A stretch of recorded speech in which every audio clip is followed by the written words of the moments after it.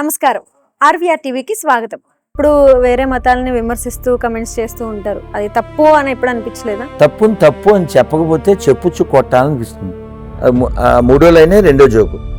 రఘుపతి రాఘవ రాజారాం పతిత పావన సీతారాం ఈశ్వరాల్లో తేరేనా సబ్కో సమ్మద్దేభావని. ఇది మనం చిన్నప్పటి నుంచి మనకి ఇది దీని ఒరిజినల్ సాంగ్ తెలుసు నీకు. గంగా తులసి చేశారు కింద రెండు. ఎంబీబీఎస్ చదివి జనాన్ని రక్షించరా అంటే రెసిన్ అనే పదార్థం కనిపెట్టిన ఆముదం ముఖంగాడు బయ్య ఎలా అవుతాడు? నిన్నగాక మొన్న పూణేలో మొహరం పేరుతో 15,000 మందిని లేపేయడానికి ట్రై చేసి గోళీలు రెడీ చేసినాడు బయ్య ఎలా అవుతాడు? మన హిందూ సమాజంలో ఉన్న కుల వివక్ష వల్లే ఆ గాడిదలోనే నా గాడ్ కనపడుతున్నాడు. అది సనాతన ధర్మం. గాడిదలను కోసి తినేవాళ్ళు మాకొద్దు. గాడిద మీద ఎక్కిన గాడ్ అనేవాడు మాకొద్దు. నీ చెప్ సైజ్ ఎంత? 6. 9. Both are not same. All are not same.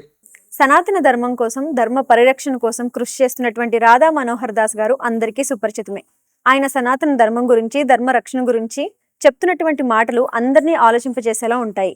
అయితే సనాతన ధర్మం గురించి, ధర్మ పరిరక్షణ గురించి అస్సలు భయపడకుండా ముక్కుసూటిగా చెప్పగలిగే ఒకే ఒక వ్యక్తి రాధా మనోహర్ దాస్ గారు. మరి ఈరోజు ఆయన మనతో పాటు ఉన్నారు. ఈ సనాతన ధర్మం గురించి మరెన్నో విషయాల్ని ఆయన మాటల్లో తెలుసుకునే ప్రయత్నం చేద్దాం. నమస్కారం గురుగారు.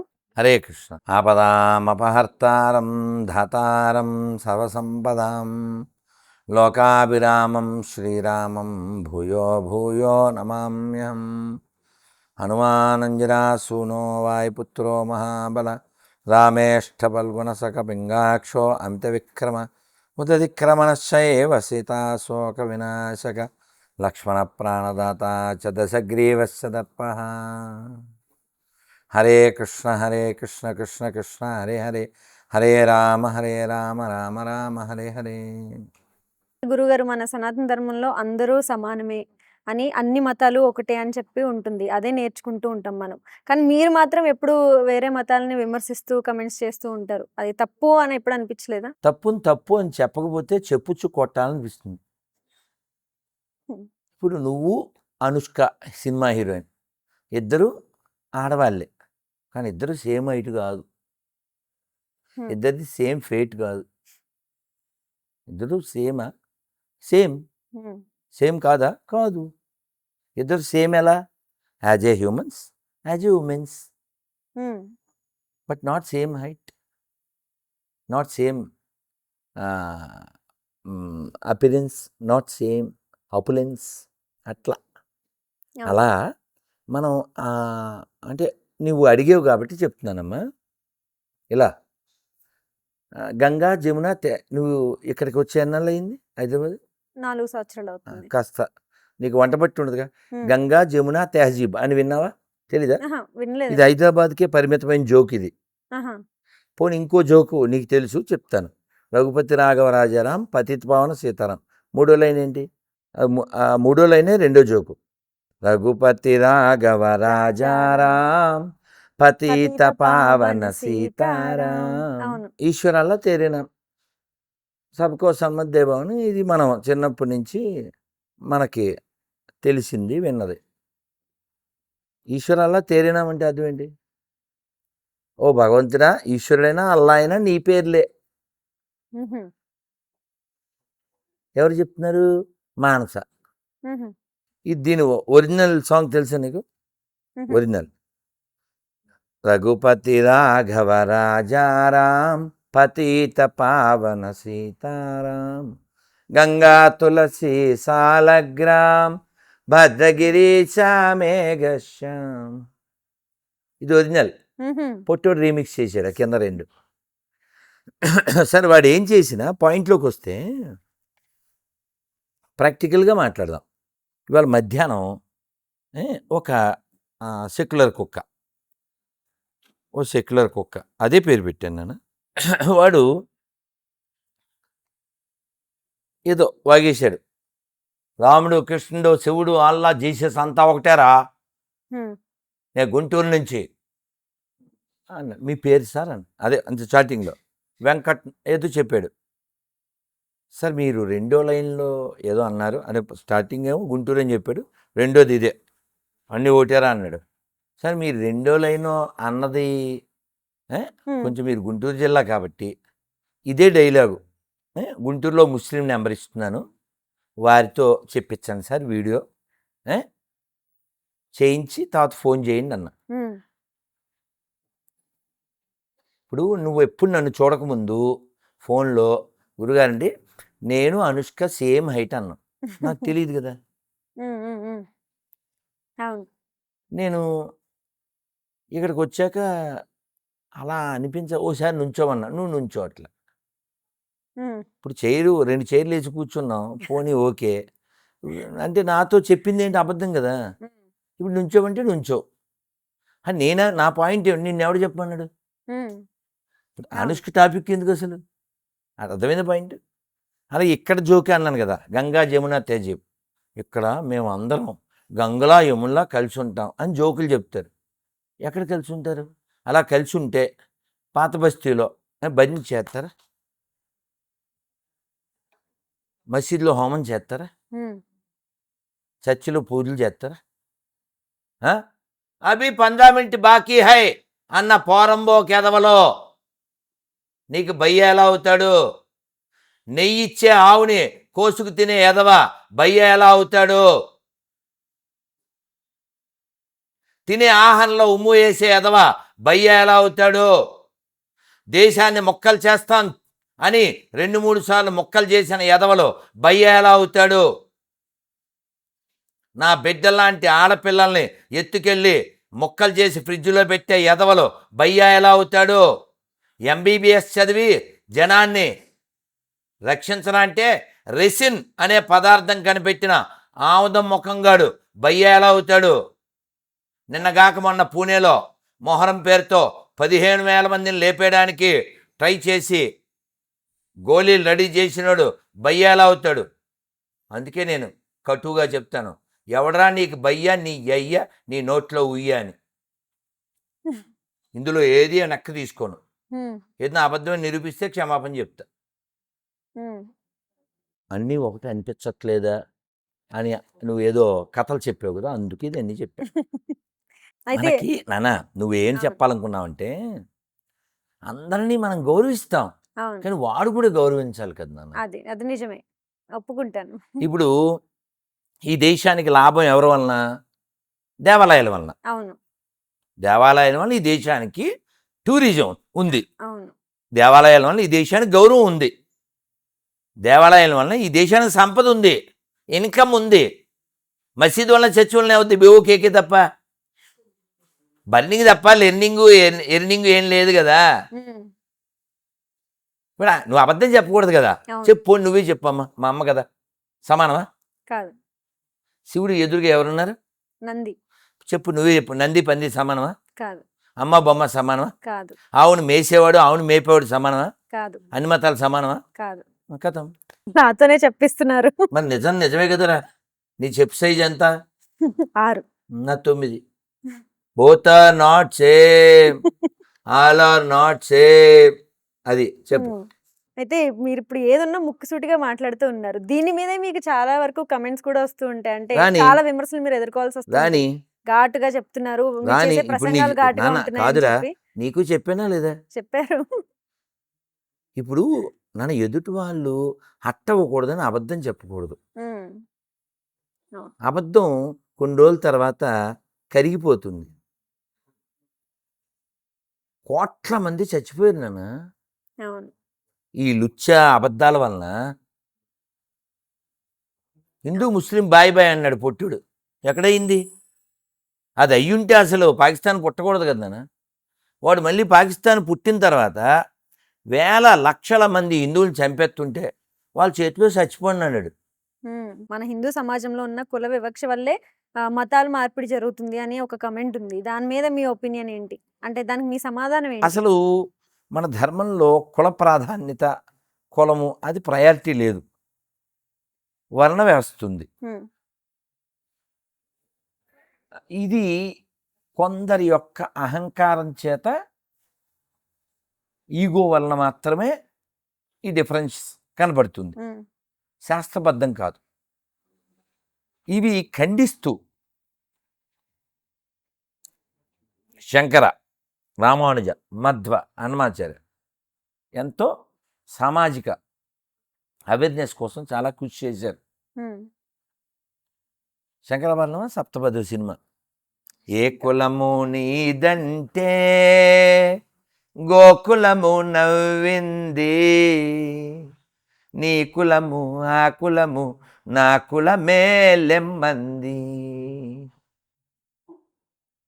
ఒకట అంటే సినిమాలు కూడా సామాజికంగా ఎలా అవేక్ చేసినాయి అని చెప్పడానికి సత్యహరిశ్చంద్ర అని సినిమా చూడు. శ్మశానంలో వీరబాహు కాటికాపరిగా ఉంటాడు. ఆయన మెడ మీద కర్ర వేసుకుని కళ్ళు తాగుతూ, అసలు అద్భుతమైన సాంగ్.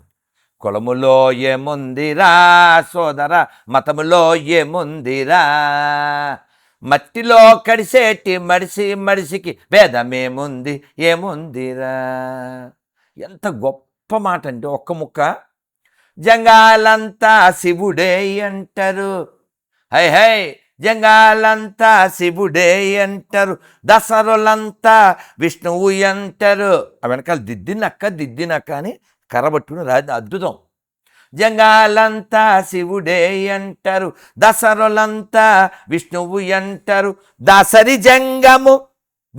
జంగము జగడమాడుకొని, దిద్దినక్క దసరి జంగము జగడమాడుకొని, వల్ల కాటిలో ఒకటైపోతిరి, కులములో ఏముందిరా సోదర, మతములో ఏముందిరా, మట్టిలో కడిసేటి మడిసి భేదమేముంది ఏముందిరా.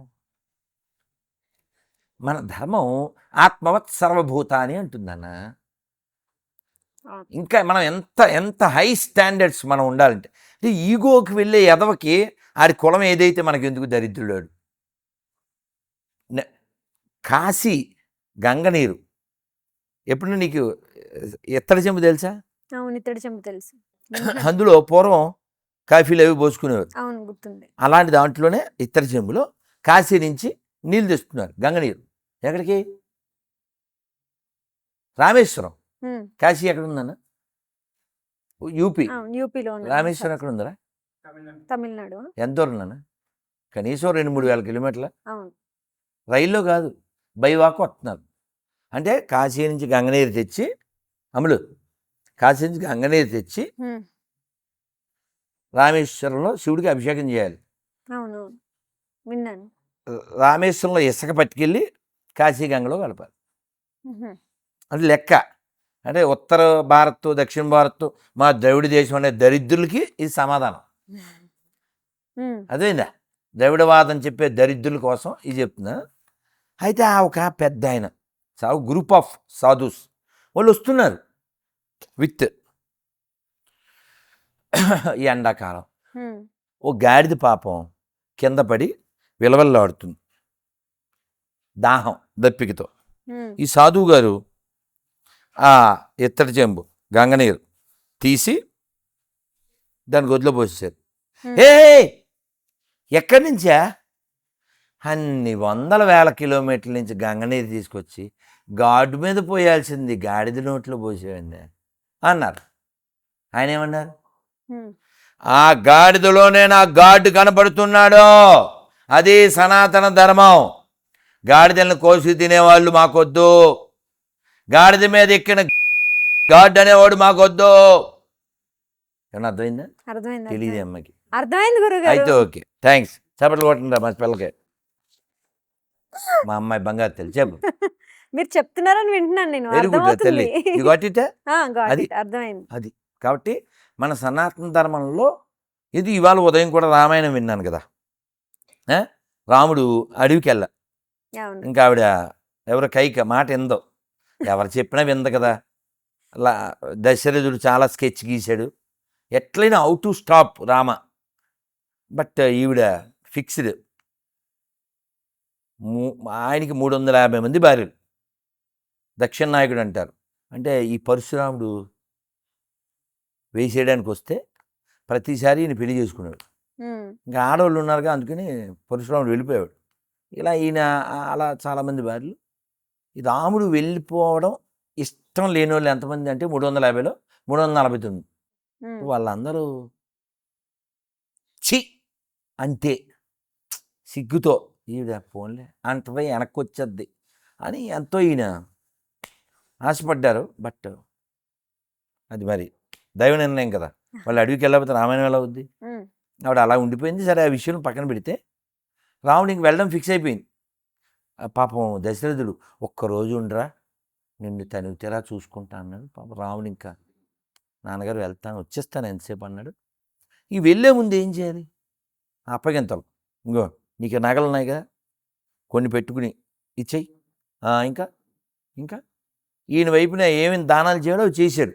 ఎవరెవరు చేశాడు, మన డ్రైవర్స్ బిల్లు, డ్రైవర్ని బిల్లు, డ్రైవర్లు అంటే రథం తోలేవాడు, వాళ్ళకు కొన్ని. ఆ పంతులు గారిని బిల్లు, ఆయన ఈ పంతులు గారికి ఆవులు కావాలన్నాడు. పంతులు గారి అగో ఆవులు మంద ఉంది, మీ ఇగో కర్ర ఎంత దూరం విసురుతారో అన్ని ఆవులు. డ్రైవర్కి ఇచ్చాడు, సెక్యూరిటీ వాళ్ళకి ఇచ్చాడు, పంతులు గారికి ఇచ్చాడు. ఓన్లీ ఒక్క లేదు,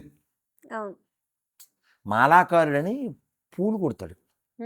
సందుల్లో వెతుక్కుంటూ వెళ్ళాడు కృష్ణుడు, కూర్చోడు ఆయన దగ్గరికి వచ్చాడు. అర్థమైందా? కాబట్టి అసలు ఈ మనం కేవలం అంటరాంతనం ఏ విషయంలో ఉండాలంటే శుభ్రంగా లేనోడు శుభ్రంగా ఉన్నాడు. అర్థమైందా? అంటరాంతనం ఎలా పాటించబడాలి, స్నానం చేయలేదా పో పో, ఖచ్చితంగా అది సొంత కొడికాడు. అదేనా తాగుపోతే ఎదవా అంటరానుడే, లంచం తీసుకునేవాడు అంటరానుడే, మందు కొట్టేవాడు అంటరానుడే, అబద్ధాలు ఆడేవాడు అంటరానుడే, డివైడ్ పాలసీ ఉన్నాడు అంటరానుడే. అట్లా గురుగారు, అయితే ఇప్పుడు మన సమాజంలో చాలా మంది తల్లిదండ్రులు పిల్లల్ని నెలకు ఒక్కసారైనా గుడికి తీసుకెళ్ళడం లేదు. ఇప్పుడు ఏది మంచో చాలామందికి తెలుసు, కానీ ఈ వీక్ మైండ్ సెన్సెస్ ఇవన్నీ పుల్లింగ్ చేస్తాయి. ఈ పుల్లింగ్ వల్ల మైండ్ వీక్ అయిపోతుంది. చాగంటి గారు ఒకసారి కాశీలో గంగా దగ్గర గట్టు మీద ఉన్నారు, ఎవరి కోసం వెయిట్ చేస్తున్నారట. కింద మెట్లు కొంచెం కిందకు ఉంటాయి, ఘాట్స్ చాలా ఉంటాయి. వెళ్ళావు నువ్వు కాశీ? కాశీ వెళ్ళాను, 7 days ఉన్నాను గురుగారు, దీపావళికి. Super super. అక్కడ కనీసం 9 లేదా 9 నెలలు ఉండాలి. 9 రోజులు 9 నెలలు. ఎందుకు 9 నెలలు తెలుసు మీకు? చెప్పండి. అమ్మ కడుపులో 9 నెలలు ఉంటాం కదా, అలా కాశీలో 9 నెలలు ఉంటే మళ్ళీ అమ్మ కడుపులో పడక్కర్లేదు అని. సరే, టాపిక్లోకి వస్తే శాంతి గారు గట్టు మీద ఉన్నారు, ఆ కింద ఏ చెట్టు దగ్గర కొట్టుకుంటున్నారు. 3 కొడుకులు, నాన్న. కాదు నాన్నగారు కాదు అంటున్నారు. ఇది గొడవేమో అనుకున్నారట శాంతి గారు అని చెప్పారు. గొడవ ఏంటి ఎంతకైనా? నాన్నగారు మీరు మమ్మల్ని చదివించారు, వృద్ధిలోకి తీసుకొచ్చారు, నేను కలెక్టర్ని, నేను మీ పెద్ద కొడుకుని, మీరు మా ఇంట్లోనే ఉండాలి, అమ్మ అన్న మీరు అని పెద్ద కొడుకు. రెండోవాడు నాన్నగారు నేను అతను పొజిషన్ చెప్పాడు, మా ఇంట్లోనే ఉండాలి, అన్నయ్య కావాలితే ఎప్పుడన్నా రావచ్చు అని. మూడోడు వీళ్ళు దేనికి కొట్టుకున్నారు చెప్పు? తల్లిదండ్రులను తీసుకెళ్ళడానికి. మా ఇంట్లో ఉండాలి, మా ఇంట్లో ఉండాలి. నేను ఆశ్చర్యపోయాను, వాళ్ళ డిస్కషన్ అంతా వింటున్నాను. మరి ఊళ్ళో ఇల్లు ఉంది కదరా, నాన్నగారు పని చేయండి, మీరు ఏదైనా క్షేత్రానికి వెళ్ళి లేదా కాశీ నుంచో మీకు నచ్చిన చోట నచ్చిన సైజు శివలింగం తీసుకురండి, మన ఇల్లు ఉంది కదా ఆ ఇల్లు తీసేద్దాం, అక్కడ శివలింగం కడదాం, మన గుర్తుగా తరతరాలుగా ఉండిపోద్ది అన్నారట పిల్లలు. మరి పొలం ఉందిగా, ఆ పొలం అమ్మేసి ఆ డబ్బులతో శివలింగం కట్టిద్దాం, మీ గుర్తుగా, మన ఇంటి గుర్తుగా, మన వంశం గుర్తుగా అది ఉండిపోతుంది. నాన్నగారు మేము ఎప్పుడైనా పాలు తాగాలి, అమ్మ వరే పాలు తాగండి స్కూల్కి వెళ్ళాలి అంటే శివాలయానికి వెళ్ళావా అని పొద్దున్న గుళ్ళోకి వెళ్ళొస్తే కానీ మీరు పాలు తాగనివ్వలేదు మమ్మల్ని.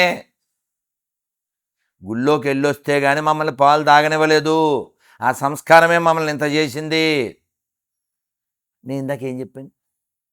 పిల్లలు చెడ్డోళ్ళ కాదు. There is no bad childrens, there is only bad parents who spoil the good childrens. బాగుంది. అదేనా? దాని 9 ఏళ్ళ నుంచి చెప్తున్నాను. There is no bad children's.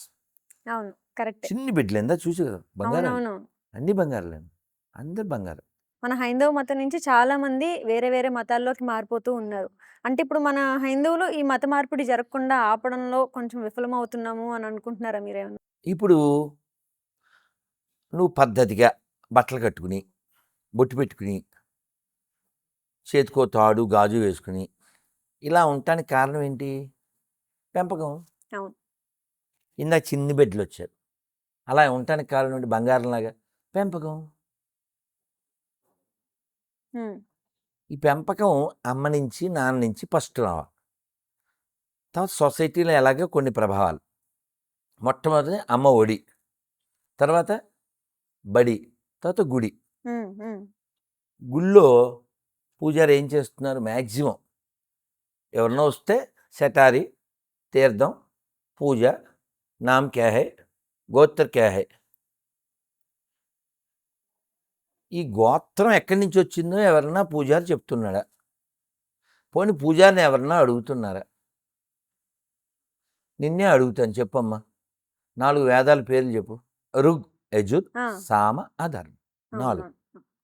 వాస్తవానికి అన్నీ ఒకటిగా ఉండేవి, దాన్ని వ్యాసుడు విభజించాడు. అది వ్యాసుడు అని పేరు వచ్చింది. అప్పుడు ఇప్పుడు టాపిక్ వేదం అని వచ్చింది నీ మైండ్లో. 4 వేదాలు, ఋగ్వేదం, యజుర్వేదం, సామవేదం, అథర్వణ వేదం. నెమ్మదిగా రిజిస్టర్ అవుద్ది కదా నాన్న. అసలు ఈ టాపిక్ రాలేదు అనుకుందాం. పెద్ది సినిమా, బుచ్చిబాబు, జాన్వీ కపూరు, రామ్ చరణ్, శివరాజ్ కుమార్, ఇవి వస్తుంది.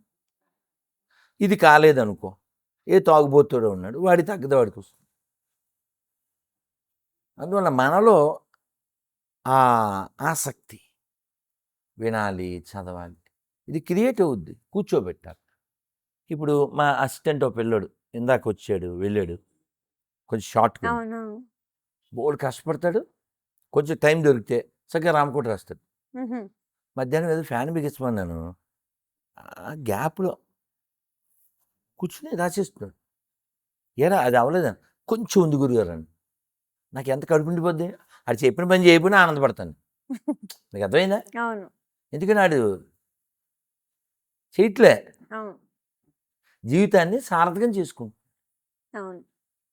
ఎందుకని రామకోట రాయనన్నాను, రాసుకున్నాను. కొంతమంది ఆ బుక్ అలా ఇవ్వండి 10 ఏళ్ళైనా అలాగే ఉంటుంది, ఏం రాయరు, చాలా బిజీగా ఉంటారు, కబుర్లు చెప్పుకుంటూ కాలాన్ని హరణం చేస్తూ. అందరూ వినరు, కానీ చెప్పాలిగా. మనం ఎక్కడ విఫలమవుతున్నాం అంటే ఎక్కడ చెప్తున్నాం? ఇది గుడి నాన్న, పిక్చర్స్ వరకు పెట్టారు. ఇప్పుడు ఆ చిన్న బిడ్డలు ఇందాక వచ్చిన వాళ్ళని ఈయన ఎవరు అని అడిగితే ఎలా చెప్తారు? మనం చెప్పాలి, నేర్పించాలి అంటారు. కూర్చోబెట్టాలి నాన్న, సత్సంగం చేయాలి. ఉదాహరణకి ఇంటర్వ్యూలు లేవు అనుకుందాం, నేను వాళ్ళతో కవులు చెప్తా ఉండేవాడిని పాటికి. తప్పదు కాబట్టి వాళ్ళని పంపించాను.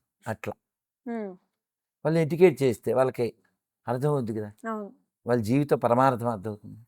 ఒకటే లైఫ్, ఇది ఎన్నాళ్ళు ఉండదు అని అర్థమవుతుంది. ఎవరు చెప్తున్నారు? అమ్మ చెప్తుందా? నాన్న చెప్తున్నారా? మేస్టాలు చెప్తున్నారా? పూజాలు చెప్తున్నారా? అంతా వస్తుందా? ఒక్క నిమిషం ఆరతి వాళ్ళు ఆరతి ఇచ్చేస్తాడు. వీడు చూడ్డానికి వచ్చాను, ఇప్పుడేరా స్వామివారి ముందుకు వచ్చాను, పూజ అయిపోయాక మళ్ళీ చేస్తాను. ఇక్కడ దాకా మాట. చెప్పులు బయట ఎందుకు వదిలేరు? చెప్పులతో పాటు నీ థాట్స్ కూడా బయట వదలరా. అందుకని వింటే బాగుపడతారు, చదివితే బాగుపడతారు, చర్చిస్తే బాగుపడతారు. ఎక్కడ నడుస్తుంది? మీరు కావాలితే చూడండి, మదర్సాలు అంటారు, మసీదులు అంటారు, చర్చిలు అంటారు, అక్కడ ఎప్పుడు తోమబడుతూ ఉంటారు. మొన్న మధ్య వీడియో చూశాను, చిన్న పిల్ల 4-5 ఏళ్ళు ఉంటాయి, ఆవు బొమ్మ పెట్టి దాని మీద ఎర్ర రంగు వేసి ఓ చెక్క కత్తి పెట్టి చెక్క బొమ్మ ఇలా ట్రైనింగ్ ఇస్తున్నారు. అంటే పెద్ద అయ్యాక ఆవుని ఎలా కొయ్యాలి 4-5 ఏళ్ళ పిల్లలకి. సో వారి పుస్తకం వారి మస్తకం. నువ్వు బొట్టెట్టుకోమని చెప్పవు, ఎందుకు పెట్టుకోవాలి? నీ మొహం తెలదు. నువ్వంటే అమ్మకి నాన్నకి బొట్టు ఎందుకు పెట్టుకోవాలి? ఈ ఖాళీ జాగాలో ఇక్కడ ఒక ఫ్లెక్సీ పెట్టుంటే ఎంత బాగుంటుంది. ఎవరు లేరు, నలుగురు ఉన్నారు, ఓహో బొట్టు. గాజులు వేసుకోవడం వెనక, ఆడవాళ్ళు గాజులు వేసుకోవడం వెనకాల ఉన్న సైంటిఫిక్ రీజన్ ఏంటి? ఒక ఫ్లెక్సీ పెట్టి ఎంత బాగుంటుంది. ఎవరు చేయాలి? ఎవరు చేయాలి పని? ప్రతి గుళ్ళో చేయాలి కదా. ప్రతి గుళ్ళోనూ చేయాలి. Temple is a place for learning, not earning. Then you see turning, otherwise only burning. ఇప్పటివరకు చాలా విషయాలు మాట్లాడారు. ఒక చిన్న ర్యాపిడ్ ఫైర్ ఆడదాం. అమ్మా, హైందవ ధర్మం దాని లక్ష్యం అంటే మీరు ఏం చెప్తారు? మోక్షం పొందడం. భగవద్గీత అంటే ప్రతి మనిషికి అవసరమైంది. భగవద్గీతలో మీరు నిత్యం పాటించేది? 12వ అధ్యాయం 19వ శ్లోకం. తుల్య నిందాస్తుతిర్మౌని సంతుష్టోయేన కేనచిత్ అనికేత స్థిరమతిర్ భక్తిమాన్ మే ప్రియో నరః. అంటే నాకెవరిష్టం అని చెప్తున్నారు కృష్ణుడు. ఎవరిష్టం? తుల్య నింద స్తుతిర్మౌని అంటే నింద వచ్చిన, స్తుతి అంటే పొగిడిన. తోపు అన్న, చిచ్చి అన్న ఒక్కలాగే ఉండేవాడు. స్తుతిర్మౌని సంతుష్టో ఏనకేనచిత్, ఎప్పుడు సాటిస్ఫాక్షన్తో ఉన్నదాంతో తృప్తిగా ఉండేవాడు. నాకు ఇష్టమైన. సోషల్ మీడియా పవర్ అంటే జనాలకి రీచ్, మంచి చెడు రెండు రీచ్ అవుతుంది. ఏపీ సీఎం చంద్రబాబు నాయుడు గారు at present doing good. Pawan Kalyan సనాతన ధర్మం గురించి చెప్తున్నారు కదా, పవన్ కళ్యాణ్ గారి గురించి. He should do more. Jagan present question. Radha Manohar Das గారి లక్ష్యం? హిందువులుగా ఉండడం. అదే నో కమలాసన్, నో మహానటి. అయితే సంఘ సేవకురాలైనటువంటి మదర్ తెరిసాను మీరు ఎప్పుడు విమర్శిస్తూనే ఉంటారు. పోనీ నువ్వు చెప్పిన లెదర్ తెరిసా కావచ్చు, ఎనీ క్రిస్టియన్ మిషనరీ ఆర్గనైజేషన్ కావచ్చు, మాకు మతం ముఖ్యం కాదు, సేవే ముఖ్యం అని ఎవరితో చెప్పించు. బోల్ సేవ. ఇస్కాన్ టెంపుల్ నుంచి మిమ్మల్ని బహిష్కరించారు అని కొన్ని వీడియోస్ కావచ్చు, కొన్ని కమెంట్స్ వినిపిస్తూ ఉన్నాయి. దాని మీద మీ ఒపీనియన్ ఏంటి అని? వాళ్ళన్న కామెంట్ని ప్రూవ్ చేయాలి కదా, అవును, ఊరికే అనకూడదుగా. నేను అనుష్క సేమ్ అయితే అన్నట్టు అంతం కాదుగా, నిజమేం కాదు. మీ మీద చాలా వరకు వివాదాలు లేదా లీగల్ కేసులు అయినాయి అని విన్నాం. ఇలా మాట్లాడడం వల్ల లేకపోతే చాలా ఫేస్ చేశారు. దాని గురించి మీ ఆన్సర్ ఏంటి అని? యథార్థవాది లోకల్ విన్నా నిజం చెప్పేవారు అందరికీ నచ్చదు.